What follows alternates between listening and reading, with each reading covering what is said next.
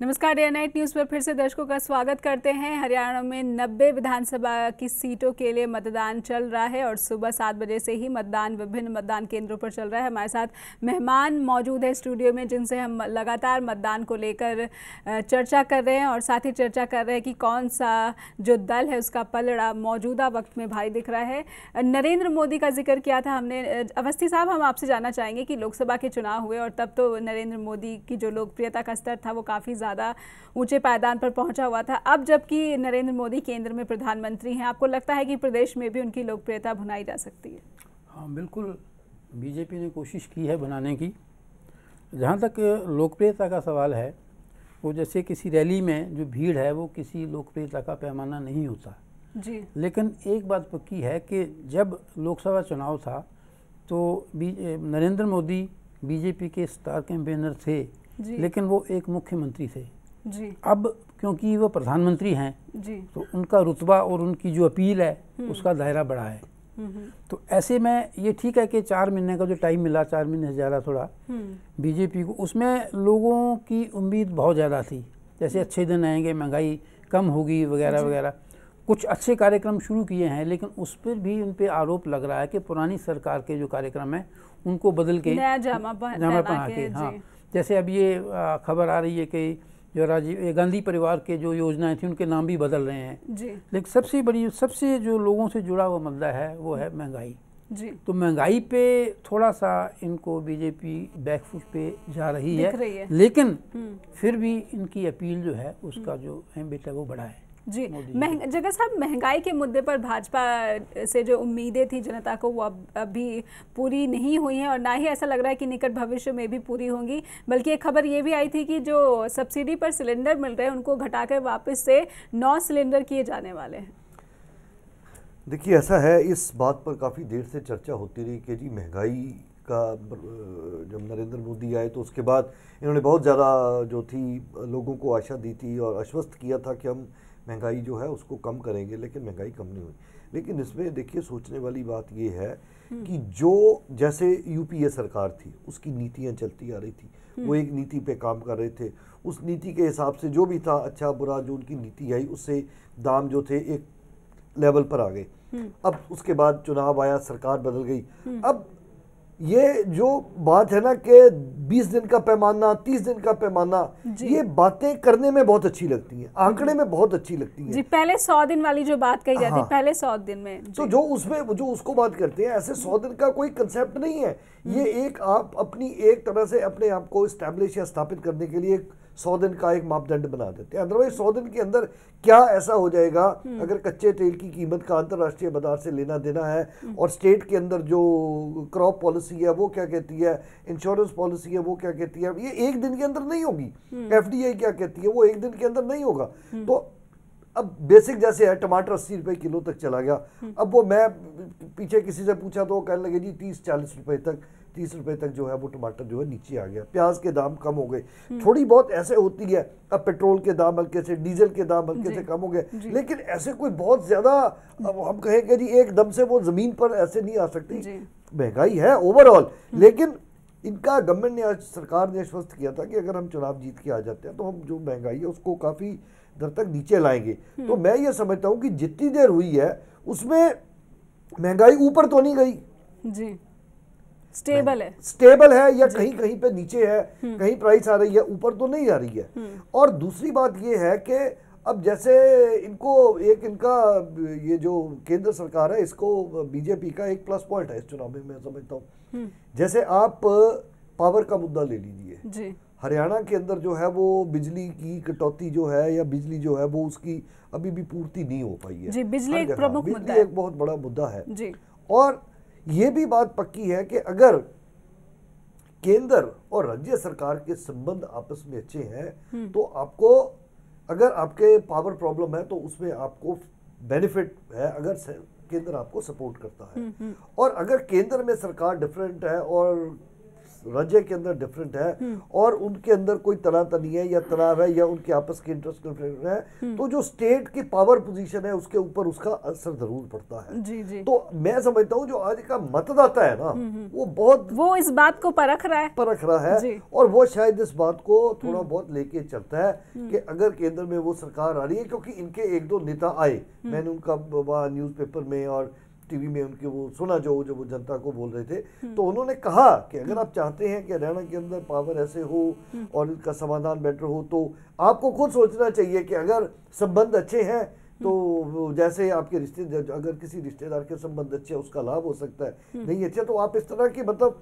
सांकेतिक जो बातें होती हैं वो मैं समझता हूँ अगर ये आपस में इनका कोई संबंध अच्छा रहता है तो राज्य को उससे जो है लाभ जरूर मिलता है। चर्चा आगे बढ़ाएंगे, जानेंगे कि क्या मतदाता ने इन छोटी छोटी बातों को ध्यान में रखा है कि नहीं। एक खबर आ रही है जो कि मतदान बहिष्कार की है। रेवाड़ी इलाके से ये खबर आ रही है। जलालपुर नाम का एक गांव है जहां पर गांव वालों ने मतदान का बहिष्कार कर दिया है। रेवाड़ी में जलालपुर नाम का गाँव है जहाँ पर मतदाताओं ने मतदान का बहिष्कार कर दिया है। मतदान केंद्र ना होने से स्थानीय लोग नाराज बताए जा रहे हैं और इस वजह से उन्होंने मतदान का बहिष्कार किया है।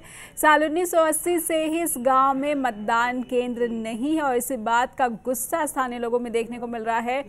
लिखित आश्वासन मिलने की मांग वो कर रहे हैं मतदाता।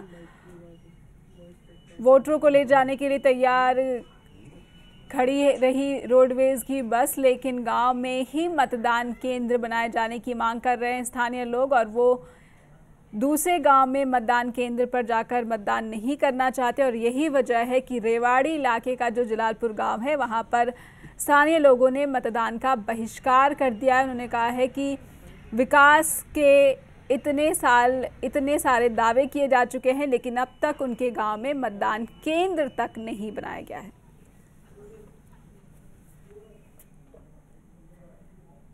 और रेवाड़ी से हमारे साथ फोन लाइन पर संवाददाता मोहिंदर भारती जुड़ चुके हैं, उनसे जानते हैं कि अपडेट्स क्या कहते हैं। जी मोहिंदर, जानना चाहेंगे कि फिलहाल क्या अपडेट्स हैं आपके पास? जी यहाँ अभी तक जो जलालपुर गांव में जो विरोध जताया जा रहा है न करने का ग्रामीण द्वारा, यहाँ से तो वोटर हैं मतदान केंद्र यहाँ पर है, लेकिन वो सिर्फ अनुसूचित जाति के लिए है। सामान्य जाति को वहाँ वोट नहीं हो जाते, जाति के लिए उसके अलावा जो सामान्य जाति उन्हें यहाँ के पास 11 काम करना होती है। आज किसी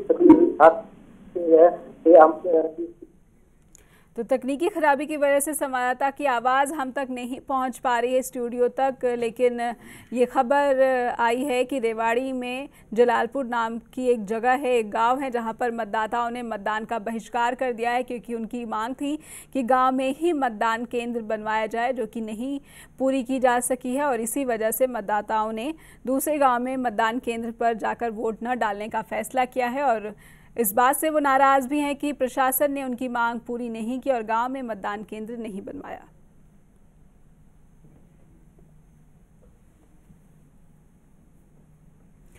तो दोबारा से लेकर चलते हैं आपको अपने मेहमानों के पास। जिस तरह से हम चर्चा कर रहे थे कि महंगाई और बिजली का जो मुद्दा है वो प्रदेश के चुनाव में खासा रहने वाला है। विकास का मुद्दा भी अवस्थी साहब इस बार का सभी दलों ने भुनाने की कोशिश की है। जहां पर भाजपा विकास की बात करी थी, कांग्रेस विकास की बात करी थी, इनेलो भी विकास की बात करी थी। कौन सा दल जो आपको दिखता है वो विकास के पैमाने पर सबसे ज़्यादा जो है चुस्त दुरुस्त नज़र आ रहा है? इसमें अब ऐसे कोई मुकाबला या करने की कोई ये नहीं है, लेकिन एक बात पक्की है कि हरियाणा में विकास बहुत हुआ है। यहाँ भी कांग्रेस की सरकार थी, 10 साल से हुड्डा जी चीफ मिनिस्टर हैं। सेंटर में भी कांग्रेस यूपीए की सरकार थी, तो उसको उसका फ़ायदा बहुत मिला है जी। एक ही पार्टी की सरकार होने का फ़ायदा बहुत मिला है और हरियाणा में विकास बहुत हुआ है। कितनी ही केंद्रीय योजनाएं जो हैं वो हरियाणा में लाई गई हैं जी। कई स्टेट्स को कई संस्थान लाए गए। हाँ, संस्थान कई स्टेट्स को, कई राज्यों को एक भी योजना नहीं मिली और हरियाणा में कई योजनाएं मिली हैं जी। हुड्डा साहब केंद्र से योजना ले आते थे और उन लागू करते थे। ठीक है, उन पे आरोप लगे हैं कि इस विकास में क्षेत्रीय असंतुलन जो है वो सामने आया है जी, या कुछ भ्रष्टाचार के, अनियमितताओं के आरोप भी लगे हैं, जमीनों के हेराफेरी के हाँ, लगे हैं आरोप। लेकिन उस पर जब तक आरोप साबित नहीं हो जाते तब तक हम कुछ नहीं कह सकते। हम ये भी नहीं कहते कि आरोप बिल्कुल गलत हैं, लेकिन विकास तो कांग्रेस ने बहुत करवाया है। हाँ, जी हाँ। जी। विकास के मुद्दे पर कांग्रेस की रेटिंग आपके लिए क्या है? आपको लगता है कि हुड्डा सरकार के पास जो 10 साल का कार्यकाल रहा है, उन 10 सालों में उतना विकास हुआ है जितना हो सकता था? देखिए, अभी अवस्थी साहब ने जो अपना अनुमान और जो इन्होंने बताया है, एक चीज इन्होंने बिल्कुल साफ कर दी कि हुड्डा साहब ने 10 साल में हरियाणा का विकास किया, और उसका इन्होंने कारण भी बताया कि केंद्र में यूपीए सरकार थी जी। तो एक तरफ से अवस्थी साहब जो एक वरिष्ठ पत्रकार है, इनकी बात से एक बात स्थापित हो गई कि अगर केंद्र सरकार और राज्य सरकार जो है वो एक ही दल से संबंधित है तो इससे राज्य को फायदा होता है, क्योंकि नए संस्थान आ जाते हैं, जो पॉलिसीज भी केंद्र की नीतियां हैं वो भी थोड़ी आसानी से लागू हो जाती है, इसमें कोई दो राय नहीं है। और ये अवस्थी साहब ने जो कहा उस बात से स्थापित भी हो गया।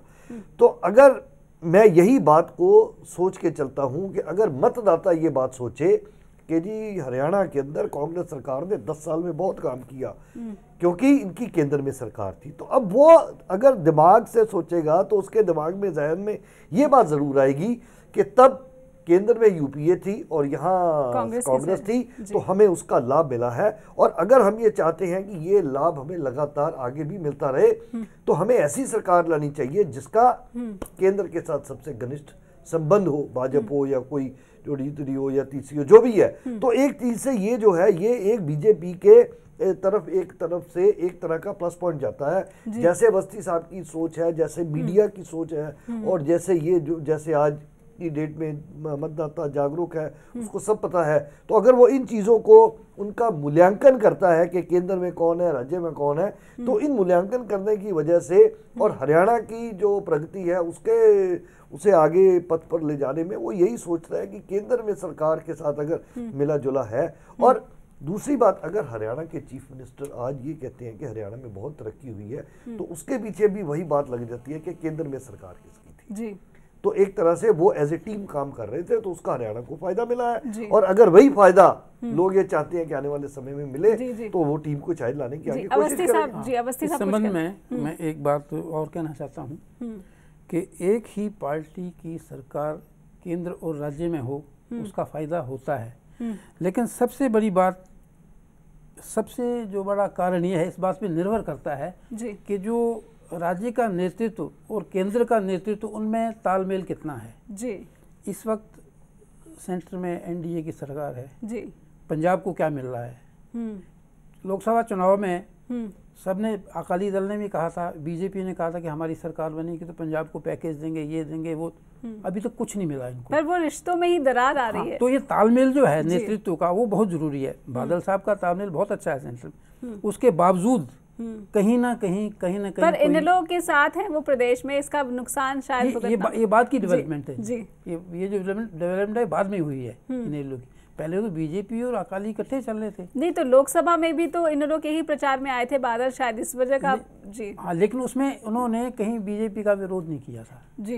बीजेपी अलग थी, वो अलग थे, तो इसका थोड़ा सा जो संबंध तालमेल का उसका बहुत फर्क पड़ता है जी। लेकिन तब गठबंधन सही है कि कुलदीप बिश्नोई इसी बात की नाराजगी बार बार जता रहे थे, लेकिन तब भी बादल साहब ने नहीं सुनी जी। नहीं, मैं जो अवस्थी साहब ने बात कही वो बिल्कुल ठीक है कि पंजाब के अंदर क्या हुआ, लेकिन अगर आप 2014 में जो लोकसभा के चुनाव हुए उसके बाद जो आगे चुनाव आए हैं, अगर आप उनको बहुत सूक्ष्मता से देखें तो आपको नजर आएगा कि जो बीजेपी है ये अपने आप को अकेले स्थापित करने की दिशा में थोड़ा सा है, बढ़ रही है बिल्कुल जी जी। अब जो ये बात पंजाब में हुई है, मैं समझता हूँ, मैं इसमें अगर कोई कारण ढूंढता हूँ कि पंजाब को पैकेज क्यों नहीं मिला, तो मुझे उस कारण में लगता है, एक तो रिश्तों की दरार है, और दूसरी बात, अगर जहां बीजेपी अकेली बहुमत में आई है वहां ऐसी समस्या नहीं पैदा होगी। इन्होंने जो कहा समस्या जायज है, लेकिन वो समस्या जायज इसलिए है कि वहां पर वो जॉइंट सरकार में है जी। एक बयान आ रहा है राव इंद्रजीत का, वो सुन लेते हैं। देश के चुनाव में जगाई थी वो उम्मीद अभी भी प्रदेश के चुनाव में कायम है। भारतीय जनता पार्टी के पक्ष के अंदर रुझान है, हम सरकार बनाएंगे। महाराष्ट्र में उद्धव ठाकरे का एक बयान है, उन्होंने कहा है कि कुलदीप बिश्नोई के साथ जिस तरह धोखा किया वैसे ही हमारे साथ बीजेपी ने धोखा किया, क्या कहेंगे आप? देखो, बड़ा पुराना गठजोड़ है बीजेपी के साथ उनका, लेकिन इसके बारे में ये बीजेपी को दोषी ठहराएं, ये मैं उचित नहीं मानता। चीफ मिनिस्टर की बात थी या क्या बात थी, वो पार्टी के इंटरनल या गठजोड़ के इंटरनल मैटर्स थे। इस तरह से बीजेपी को दोषी ठहरा करके और अपने आप को बड़ा दिखाने का जो प्रयास हो रहा है, मैं समझता हूं कि बीजेपी के तो गले नहीं उतरेगा। आप मानते हैं, क्योंकि उन्होंने कहा कि महाराष्ट्र में बीजेपी हारेगी और हरियाणा में भी हारेगी, इस पर आपको क्या पता? वो महाराष्ट्र के बारे में तो शायद उनको थोड़ा बहुत ज्ञान हो, लेकिन हरियाणा के बारे में तो उनको कुछ भी ज्ञान नहीं है, और हरियाणा के बारे में वो टिप्पणी अगर ऐसी करी है तो गलत करी है। यहाँ अगर हम बात करें, क्योंकि आपने प्रचार तो काफी करा तमाम, अब वो लोगों का रुझान किस तरह का दिखा, क्योंकि अब वो लगभग अगर कहें तो वोट परसेंटेज तो काफी हद तक बढ़ चुकी है। देखो, मैंने दक्षिणी हरियाणा के अंदर, नॉर्दर्न हरियाणा के अंदर और रोहतक वाले क्षेत्र, झज्जर वाले क्षेत्र, सेंट्रल हरियाणा के अंदर प्रचार किया है। वेस्ट के अंदर या सिरसा, हिसार वगैरह मैं नहीं जा पाया, लेकिन जो 30-35 हलकों के अंदर मैंने प्रचार किया है, सब जगह मुझे ऐसा ही नजर आया कि भारतीय जनता पार्टी के पक्ष में लहर है। हमारी मेजॉरिटी की सरकार बनने के लिए जनता प्रयत्नशील है और हम उम्मीद करते हैं कि हम बनाएंगे। अब मतदान खत्म होने में कुछ ही घंटे बाकी हैं, क्या अपील करेंगे? अपील तो कुछ करने का मौका नहीं रहा, अपील तो हमने 15 दिन से कर ली, लेकिन आज तो यही कह सकता हूं कि भारतीय जनता पार्टी सरकार बनाने के लिए प्रयासरत है। तो राव इंद्रजीत सिंह, जो कि रक्षा राज्य मंत्री हैं, वो बयान दे थे कि हरियाणा में भी भाजपा सरकार बनाने जा रही है और इसका उन्हें पूरी तरह से यकीन है। राव इंद्रजीत सिंह गुड़गांव से भाजपा के सांसद हैं और वो कांग्रेस छोड़कर भाजपा में शामिल हुए थे और जिसके बाद उन्हें गुड़गांव से जीत हासिल हुई थी। हरियाणा में आज मतदान सुबह से चल रहा है और मतदान अभी तक किस फीसद तक पहुंचा है, कौन से आंकड़े तक पहुंचा है, क्योंकि 1 बजने के करीब हम पहुंच चुके हैं और दर्शकों को चाहेंगे कि न्यूज़ रूम लेकर जाए, जहां पर अपने संवाददाता से जानते हैं कि अब तक कितने फीसद जो मतदान है वो रिकॉर्ड किया जा चुका है। बिल्कुल नेहा, बताना चाहूँगा कि अगर हम बात करें, बिल्कुल दोपहर के 1 बजने वाले हैं और 7 बजे से मतदान शुरू हुए हैं। हालांकि अभी तक 32% जो है वो चुनाव प्रतिशत यहाँ पे गिनाया गया है, लेकिन काफ़ी कम अभी तक, जिस तरह से दोपहर का यहाँ पे 1 बज चुका है, अभी आधे 50% भी नहीं हुआ है। तो यहाँ पे कहीं ना कहीं यहाँ पे जिस तरह से सुबह सुबह लोगों में जो है वोटिंग डालने का जो जिस तरह से लंबी लंबी कतारें थी, तो अभी हम हर जगह अगर हम देखें तो लाइनें जो है वो कम हुई है। हालांकि साफ तौर पर कहना है कि दोपहर बाद जो है ये लंबी कतारें जो है दोबारा से लगनी शुरू होंगी और बिल्कुल आशंका जताई जा रही है, जिस तरह से लोगों में जो जिस तरह से उत्साह देखने को मिला है, सुबह से जिस तरह से लंबी कतारें लगी थी और प्रतिशत भी है जल्द से जल्द बढ़ा था, लेकिन अब वहां पे थम सा गया है, क्योंकि 32% ही जो है चुनाव यहाँ पे रिकॉर्ड किया गया है हरियाणा में पूरे।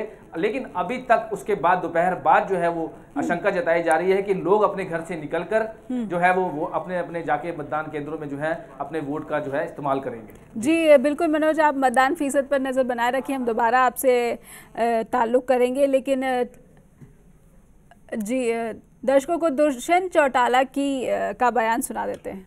प्रकाश चौटाला के नेतृत्व की सरकार। इसको चुनौती के तौर पर देख रहे हैं? चुनौती कौन सा चुनाव नहीं होता, छोटे से छोटी चीज़ चुनौती होती है, मगर इंडियन नेशनल लोकदल की एक खासियत रही है कि हमने बड़ी चुनौतियां लेकर उनको जीतने का काम किया है। दूसरी सवाल ये है कि सिरसा में खबर आ रही है कि फायरिंग हुई थी और बिल्कुल हुई है, INLD के कार्यकर्ता की गोली लगी है। इसी तरह का उचाना के अंदर बीजेपी के कार्यकर्ताओं ने हमारे 2 कार्यकर्ताओं को गंभीर तौर पर घायल किया खरकपुरा गांव में। तो ये जो गुंडागर्दी का आरोप बीजेपी लगाती थी, आज ये साबित हो गया कि भारतीय जनता पार्टी गुंडागर्दी की पार्टी है। जिस तरह से सिरसा में उनके लोगों ने गोली मारी, यहाँ कब्जा किया, इस तरह से बादली में और अन्य क्षेत्रों में छोटी छोटी घटनाएं आ रही है सामने, और इसका जवाब लोग वोट की चोट मार कर देंगे, क्योंकि आपके माध्यम से आज पूरी जनता देखती है और वोट देकर इस चीज को लोगों तक पहुंचाने का। बीजेपी बोल रही है कि हरियाणा नंबर 1 रहेगी। अगर नंबर 1 रहती तो क्यों मोदी को गली गली घुमाने का काम बीजेपी करती? नंबर 1 तो उसको कहते हैं जब एक 80 साल का बुजुर्ग 80 घंटे प्रचार कर जाता है और देश का प्रधानमंत्री घबरा कर CBI का दुरुपयोग करता है। आज चौधरी ओम प्रकाश चौटाला की सरकार प्रदेश में बनी। चौटाला जो कि इनेलो के एक बड़े उम्मीदवार हैं और चौटाला परिवार का नेतृत्व भी एक तरह से कर रहे हैं। उनका आरोप था कि बीजेपी के जो कार्यकर्ता हैं वो गुंडागर्दी मचा रहे हैं मतदान केंद्रों के आसपास। उन्होंने आरोप लगाया है कि गुंडागर्दी का जो आरोप इनेलो पर लगाती आ रही थी भाजपा, वो खुद ही गुंडागर्दी में शामिल है। तो दुष्यंत चौटाला को उम्मीद है कि वो इस बार सरकार में आएंगे।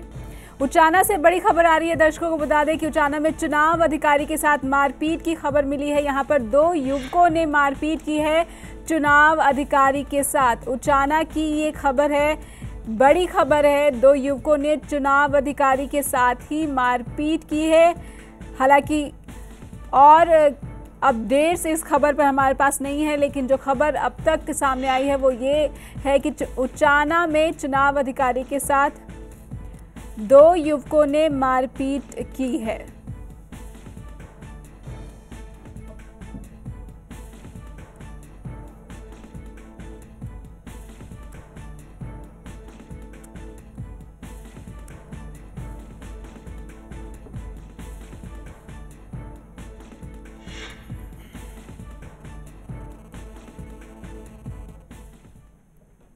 हरियाणा में 90 विधानसभा सीटों के लिए मतदान सुबह 7 बजे से चल रहा है और दोपहर तक जो हमारे पास आंकड़े आए हैं मतदान फीसदी के, वो ये कह रहे हैं कि 1 बजे तक 32% मतदान रिकॉर्ड किया जा चुका है। और मतदान की जो रफ्तार थी वो सुबह में काफ़ी धीमी रही है। मतदान केंद्रों पर भीड़ जो थी वो ना के बराबर दिख रही थी, लेकिन जैसे जैसे दिन चढ़ रहा है वैसे वैसे मतदाताओं की भीड़ मतदान केंद्रों की ओर बढ़ रही है। और अब तक जो हरियाणा में वोटिंग फीसदी है वो 32% रिकॉर्ड किया जा चुका है।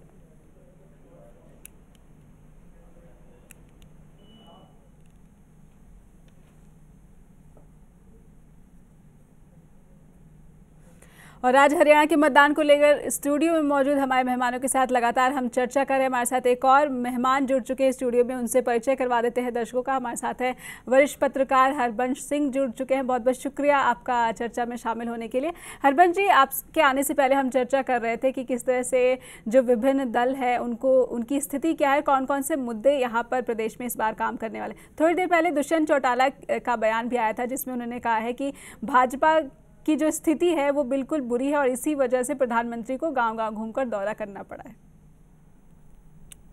अब आप इस पे किस पे टिप्पणी चाहते हैं? जी, भाजपा कमजोर है या प्रधानमंत्री का?